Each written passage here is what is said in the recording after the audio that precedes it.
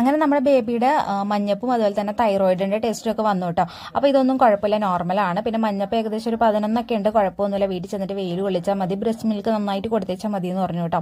Breast milk നന്നായിട്ട് ചെന്നില്ലെങ്കിൽ മഞ്ഞപ്പ് കൂടാൻ വളരെ സാധ്യത കൂടുതലാണ്. അതുപോലെ നമ്മൾ പ്രത്യേകം ശ്രദ്ധിക്കേണ്ടത് കൊച്ചിന്റെ കാലിന്റെ അടിയിലെ മഞ്ഞപ്പാണ് വളരെയധികം ശ്രദ്ധിക്കേണ്ടത്. അങ്ങനെ ആ വെള്ള ഭാഗത്ത് നമ്മൾ അമർത്തി നോക്കുമ്പോൾ മഞ്ഞ കളർ ഉണ്ടെങ്കിൽ ഇത് ബിൽറൂബിന്റെ അളവ് കൂടുന്നുണ്ടെന്നാണ് അതിനർത്ഥം. കണ്ണിൽ വലിയ കുഴപ്പമൊന്നുമില്ല എന്നാണ് പറഞ്ഞത് കേട്ടോ.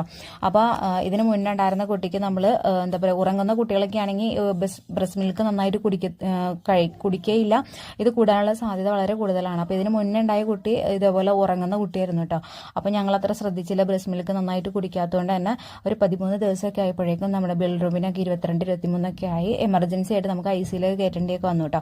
അപ്പോൾ അതുകൊണ്ട് തന്നെ ഈ കുട്ടിക്ക് ഞാൻ വളരെയധികം ശ്രദ്ധിച്ചിട്ടുണ്ടായിരുന്നു. ഉറങ്ങുകയാണെങ്കിലും ഉണർത്തിയിട്ട് കൊടുക്കലും നടക്കത്തൊന്നുമില്ല. നമ്മൾ ചെവിയിൽ ഇങ്ങനെ പിടിക്കുക, കാലുമേയൊക്കെ ഇങ്ങനെ തോണ്ടി കൊടുക്കുക, അന്നേരം കുടിക്കും എന്നൊക്കെ പറയും, കുടിക്കത്തില്ല.